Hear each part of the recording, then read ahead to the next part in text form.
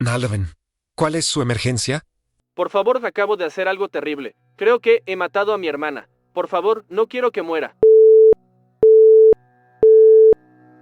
Esa llamada al 911, realizada a las 4:41 de la madrugada del 29 de septiembre de 2021, marcó el comienzo de uno de los casos más inquietantes, polémicos y divisivos de los últimos años en Estados Unidos. No fue una escena de crimen cualquiera. No fue un asesinato común. Fue la ruptura de una familia, la destrucción de un vínculo gemelar y el enfrentamiento entre la ciencia, la ley y la duda razonable. Antes de avanzar, quiero que te hagas una pregunta y la mantengas contigo hasta el final. ¿Y si el cuerpo puede cometer un crimen mientras la mente duerme? ¿Hasta qué punto alguien es responsable de lo que hace cuando no está consciente? Y cuando termines de escuchar esta historia, quiero que vuelvas a esa pregunta, porque tu respuesta podría cambiar. Si te interesa este tipo de casos, suscríbete al canal, dale like y deja tu opinión en los comentarios, porque este debate no tiene una respuesta fácil y tu punto de vista importa. Benjamin y Megan Elliott nacieron en 2004. Eran gemelos, inseparables desde la infancia, dos mitades de un mismo mundo familiar en Houston, en Harris County, Texas. Crecieron en una casa aparentemente estable, con sus padres Kat y Michael Elliott y su hermana mayor Elizabeth, que más tarde se iría a la universidad. Kat trabajaba como gerente senior de las Girl Scouts of America, una mujer organizada, dedicada y comprometida con su carrera. Michael, por su parte, era un stay-at-home father. Se encargaba de la casa, de los hijos, de la rutina diaria, de llevar y traer, de cocinar, de mantener la estructura familiar en pie. Desde fuera, los Elliott parecían una familia unida, normal, incluso ejemplar. Les gustaba acampar, pasar tiempo al aire libre, viajar juntos. Michael tenía una extensa colección de cuchillos y equipos de camping, objetos que formaban parte de su pasión por la naturaleza. Nada en su vida cotidiana sugería que una tragedia estuviera gestándose en la sombra. Benjamin y Megan compartían un vínculo especial. Drew Whitaker, amiga cercana de la familia y mentora de Benjamin en ingeniería, siempre decía que la conexión entre ellos era tan fuerte que nadie podría haber imaginado un conflicto real entre ambos. Benjamin era tranquilo, inteligente, con una personalidad algo nerd, apasionado por la ingeniería y el pensamiento lógico. Megan, en cambio, era más artística, sensible, creativa. Escribía poesía, dibujaba y había encontrado una comunidad en Internet donde compartía su arte a través de su propio canal de YouTube. En la adolescencia, Megan fue diagnosticada con autismo. No era algo que la definiera por completo, pero sí influía en su manera de procesar el mundo. En momentos de estrés o sobrecarga emocional, solía buscar a Benjamin como refugio. Él era su punto de seguridad, su ancla. Y él parecía asumir ese rol con orgullo, protegiéndola, cuidándola, acompañándola. En 2021, cuando los gemelos tenían 17 años, todo parecía marchar con normalidad. Visitaban universidades, soñaban con su futuro, exploraban sus intereses. Benjamin estaba enfocado en estudiar ingeniería mecánica. Megan estaba encontrando su voz, su identidad artística. No había señales de tensión extrema, violencia o ruptura en su relación. La noche del 28 de septiembre de 2021 comenzó como cualquier otra. Michael y Benjamin pasaron horas jugando videojuegos juntos, entre ellos Survive the Night. En algún momento, Benjamin notó en el juego un cuchillo de estilo militar que le recordó a uno que su padre tenía en su colección.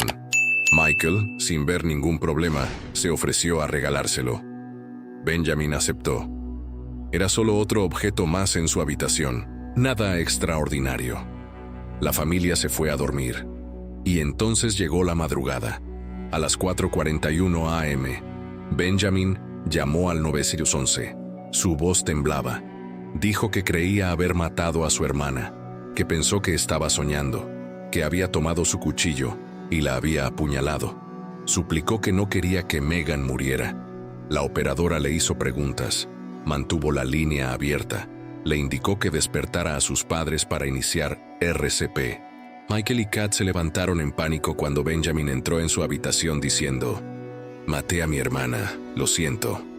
Michael corrió hacia la habitación de Megan. La encontró extremadamente pálida, casi gris. Benjamin comenzó a practicarle RCP hasta que llegaron los paramédicos. La policía también llegó rápidamente, y Benjamin fue esposado y colocado en una patrulla durante aproximadamente 3 horas mientras investigaban la escena. Recogieron el cuchillo, su funda y múltiples muestras de sangre en las paredes y el suelo. La casa, que horas antes era un hogar tranquilo, se había convertido en una escena de crimen. Benjamin insistía en que todo le había parecido un sueño. Para él, no había sido real. Michael, destrozado, repetía que ese no era el hijo que conocía. Kat no podía comprender cómo algo así había ocurrido bajo su propio techo. Mientras tanto, los padres pedían ver a Megan, saber si estaba viva, pero la policía no se lo permitió. Desesperados, llamaron a un amigo abogado, quien acudió a la casa y más tarde les confirmó lo peor. Megan no había sobrevivido. Benjamin, aún en el coche policial, no fue informado de esto hasta horas después. Cuando finalmente fue interrogado por el detective Freder Munoz, Benjamin mantuvo su versión. Pensó que estaba en medio de un sueño extremadamente realista. Dijo que recordaba haberse quedado dormido entre las 2:30 y 3:30 am, y luego despertarse en la habitación de su hermana con la luz encendida y el cuchillo en la mano. Entró en pánico, intentó detener el sangrado con una almohada y llamó al 911. Afirmó que solo había apuñalado a Megan una vez, aunque la autopsia revelaría después que fueron 2 heridas. Preguntó repetidamente por su hermana, si estaba bien, si sobreviviría. El detective, como estrategia de interrogatorio, le dijo que estaba siendo atendida por emergencias. Benjamin permitió que la policía revisara su teléfono sin problema y entregó su contraseña. Dijo no tener antecedentes de enfermedad mental ni problemas con drogas o alcohol. Mencionó que Megan había tenido episodios de sonambulismo el año anterior. También comentó que tenía una prueba importante ese sábado para ingresar a la universidad. 2 horas después del interrogatorio, le informaron oficialmente que Megan había muerto. Su reacción fue sorprendentemente contenida.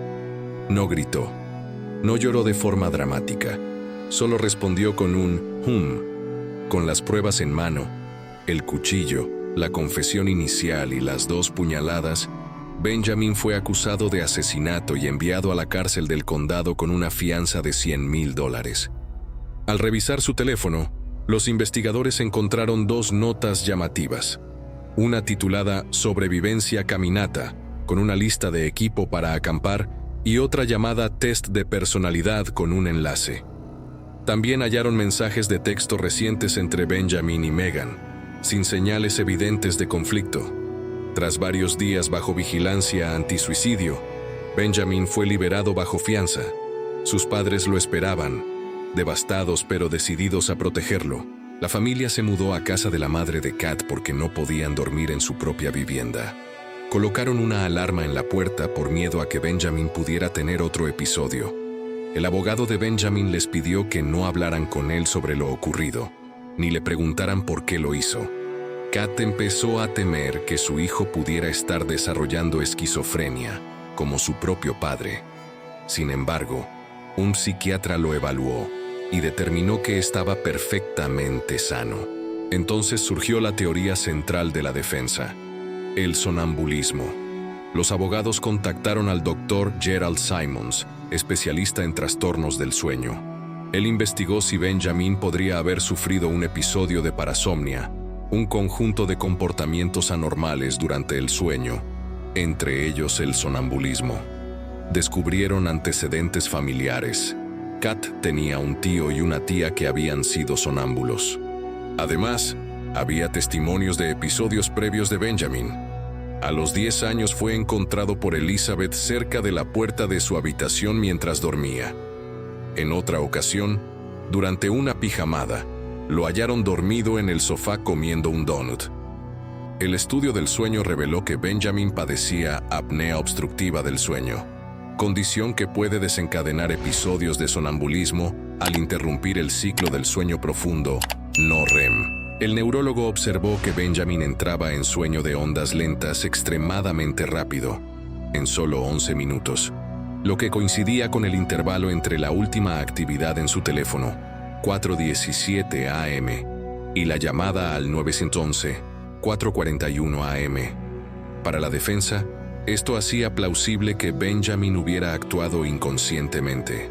Sin embargo, en abril de 2023, un gran jurado lo acusó formalmente de asesinato en primer grado.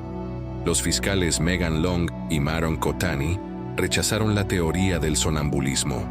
Megan Long, ella misma sonámbula, sostuvo que la herencia suele darse entre parientes de primer grado y que ni Kat ni Michael eran sonámbulos.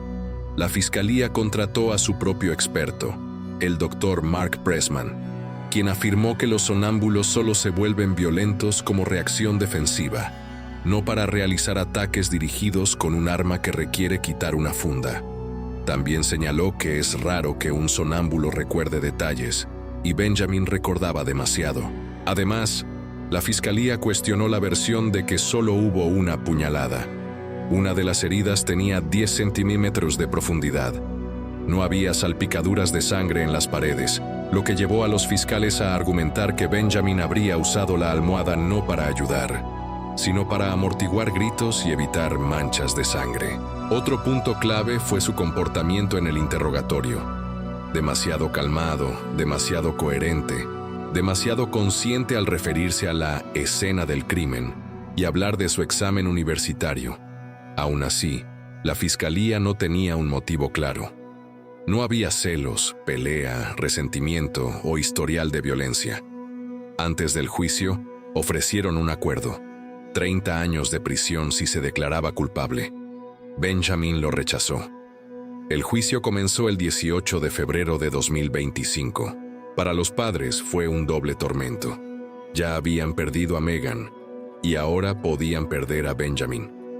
La defensa presentó el argumento del sonambulismo como un fenómeno científico real, no como una excusa. Reprodujeron la llamada al 911 para mostrar su desesperación. Testigos cercanos describieron a Benjamin como un hermano cariñoso. Amigos y familiares relataron episodios pasados de sonambulismo. El neurólogo de la defensa declaró durante 4 horas, explicando por qué creía que Benjamin encajaba en el perfil de sonambulismo violento. La fiscalía respondió con su experto, insistiendo en que Benjamin no estaba sonámbulo y que sus recuerdos y acciones indicaban conciencia. En los alegatos finales, los fiscales afirmaron que hubo premeditación. Recibió el cuchillo la noche anterior y lo usó contra su hermana. La defensa replicó que si hubiera querido ocultar un crimen, no habría llamado al 911 ni intentado reanimarla. La promotora Megan cerró con palabras duras.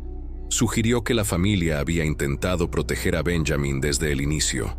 Señaló al público y dijo al jurado que había muchas personas apoyando a Benjamin, pero ninguna allí por Megan, pidiéndoles que fueran su única justicia.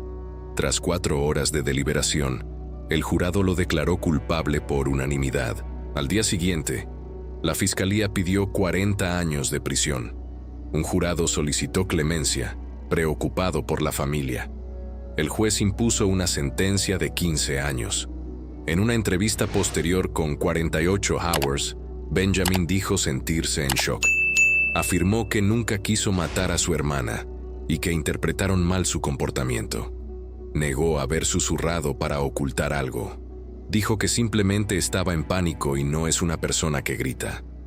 Sostuvo que usó la almohada para intentar detener el sangrado y que parecía calmado en el interrogatorio porque evitaba hablar del trauma. Dijo que ya no se siente culpable, porque cree que no tenía control sobre sus actos.